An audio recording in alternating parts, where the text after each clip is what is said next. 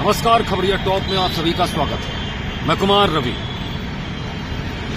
बड़ी अजीब दास्तां चल रही है। प्रदेश सरकार का एक ऐसा विभाग जो तकरीबन 55,000 से लेकर 60,000 करोड़ रुपए का राजस्व देने की तैयारी कर रहा हो। ऐसे में अगर पॉलिसी पर अगर सस्पेंस बना हो तो विभाग कैसे चलेगा, शासन प्रशासन कैसे काम करेगा, सरकार अभी तक इस पर निर्णय नहीं ले पाई। जी हाँ, यहाँ पर बात हो रही आबकारी विभाग और उससे जुड़े फुटकर शराब कारोबारियों, जिन्हें अनुज्ञापी और लाइसेंसी भी कहते हैं। तकरीबन उत्तर प्रदेश में बताया जाता है कि 31,000 फुटकर शराब कारोबारी हैं। इसमें देसी विदेशी मदिरा मॉडल साहब तमाम ऐसे जो अनुज्ञापी। लेकिन अब आलम यह है, जनवरी का आखिरी सप्ताह निकले जा रहा है, 26 जनवरी का समय बीत चुका है, एक दिन की बंदी भी हो चुकी है। बावजूद इसके अभी तक आबकारी विभाग पर जो वर्ष 2025-26 की जो आबकारी नीति अब तक 15-20 दिन पहले हर साल लागू हो जाती थी, बदस्तूर जारी हो जाती थी और उसके हिसाब से उसके अधिकारी, फील्ड के अधिकारी, अनुज्ञापी अपनी तैयारी करते थे, उस पर सस्पेंस बरकरार है। अभी आपको खबरिया टॉप की टीम ने 2 दिन पहले दिखाया था कि लखनऊ शराब एसोसिएशन, वेलफेयर एसोसिएशन के पदाधिकारियों ने राजधानी लखनऊ में मीडिया कर्मियों से रूबरू होते हुए अपनी पीड़ा दर्शाई थी, अपनी बात कही थी। उस वीडियो में आपने सारी बातों को सुना था। अभी तक सस्पेंस क्यों बरकरार है? आलम यह है कि खबरिया टॉप के पास लगातार तमाम दबे जुबां ऐसे आबकारी अधिकारियों के, खासतौर पर जो फील्ड पर तैनात हैं, उनके फोन आ रहे हैं। अलग से शासन से जुड़े उच्च पदाधिकारियों के फोन आ रहे हैं। साथ ही लाइसेंसियों के पूरे उत्तर प्रदेश में जहां जहां भी है संपर्क, उनके फोन आ रहे हैं कि आखिर में सरकार क्या चाहती है। जो भी करना है, चाहे ई लॉटरी करना है या रिन्यूअल करना है, उस पर सरकार निर्णय ले। लेकिन संदेह या सस्पेंस बना हुआ है। आलम यह है कि ऐसे में आबकारी अधिकारियों के पास लगातार फोन जा रहे हैं अनुज्ञापियों के कि इसके पीछे क्या है।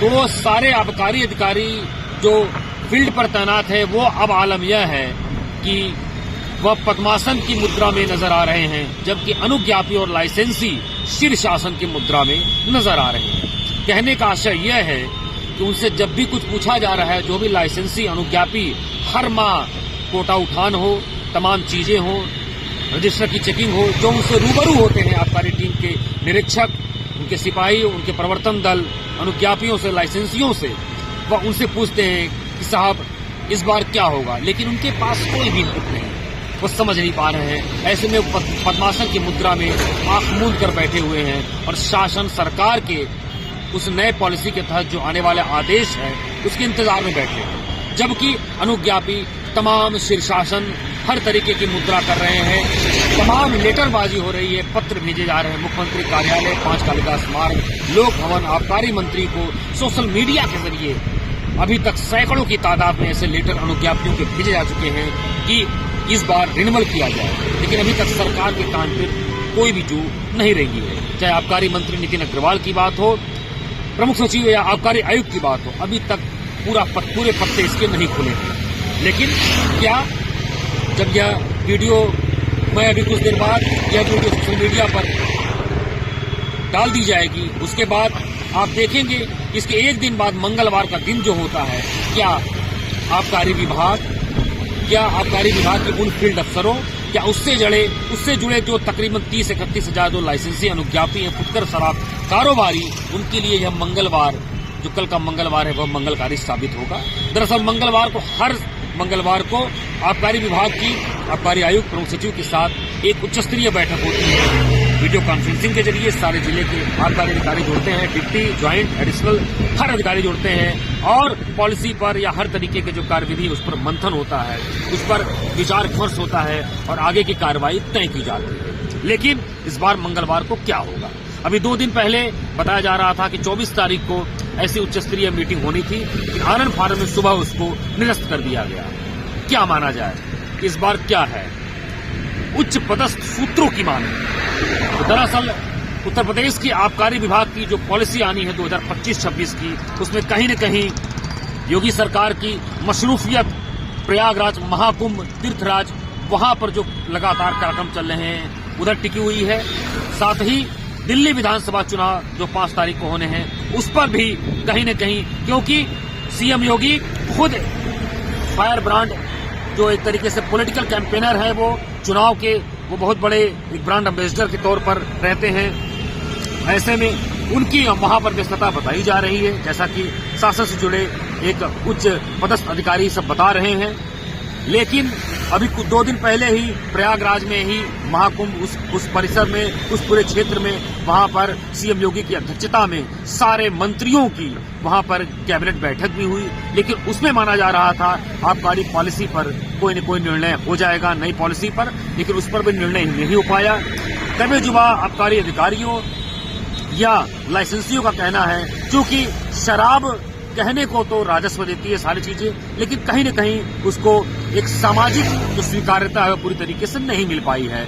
ऐसे में शायद प्रयागराज के उस कैबिनेट बैठक में यदि आबकारी नीति के उस नए वर्ष को लेकर उस पर अगर पॉलिसी पर ग्रीन सिग्नल मिल जाता तो शायद विपक्ष को एक मौका मिल जाता कि प्रयागराज में शराब उद्योग से जुड़ी नीति पर जो सरकार ने निर्णय लिया तो यह योगी सरकार के लिए किरकिरी का विषय होता। तमाम पेचीदगियां नजर आ रही हैं, तमाम सवाल और जवाब उठ रहे हैं, लेकिन अभी तक सस्पेंस बरकरार है। आगे देखने वाली बात है इस वीडियो के जारी होने के बाद 1 दिन 2 दिन या कब तक, या जनवरी के अंदर या जनवरी के बाद कब तक जो है इस सस्पेंस पर पत्ता खुलता है, कब नई पॉलिसी लागू होती है, ई लॉटरी होगी या फिर रिन्यूअल होगा। कहने को तो यह भी चर्चा में दबे जुबान कहा जा रहा है कि दरअसल जो बड़े बड़े सिंडिकेट हैं शराब उद्योग से जुड़े, वही तय करते हैं आबकारी पॉलिसी की नई नीति को हर बार। इस बार जैसा कि गत वर्ष तकरीबन 55 से 56 हजार करोड़ की आबकारी राजस्व की जो लक्ष्य टारगेट दिया गया था, और इस बार तकरीबन 60,000 करोड़ का राजस्व जो लगभग माना जा रहा है यह आबकारी विभाग को दिया जाएगा 2025 और 26 के लिए। ऐसे में जो बड़े सिंडिकेट हैं, जो बड़े लाइसेंसर हैं आबकारी उद्योग से जुड़े हुए, वो देश प्रदेश के अलग अलग जो है प्रांतों से आते हैं, उनका नाम यहाँ पर नहीं ले सकते, लेकिन क्या वही नीति तय करेंगे? क्या योगी, सीएम योगी जब प्रयागराज के कार्यक्रमों से जो थोड़े खाली होंगे, वहां के व्यस्तता का कार्यक्रमों से, साथ ही दिल्ली विधानसभा के चुनाव के बाद ऐसा कोई निर्णय आएगा? यह पूरी तरीके से अभी तक बंद दरवाजे में पड़ा हुआ है।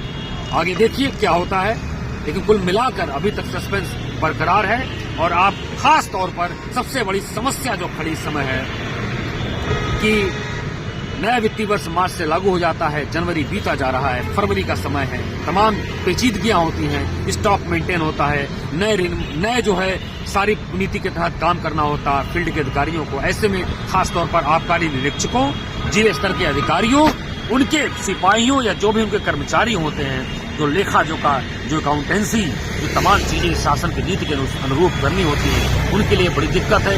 और इसके अलावा सबसे बड़ी बात जो होती है, जो अनुज्ञापी होती है, जो लाइसेंसी होते हैं, काफी समय पहले से ही अपने राजस्व का इंतजाम करते हैं, रिन्यूअल के अकॉर्डिंग हो चाहे ई लॉटरी के अकॉर्डिंग हो।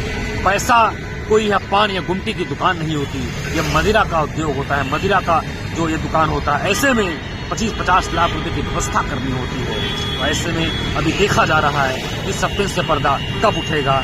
आगे बने रहिए खबरिया टॉप के साथ। मैं खबरिया टॉप के लिए कुमार रवि, कैमरा पर्सन ईशान के साथ।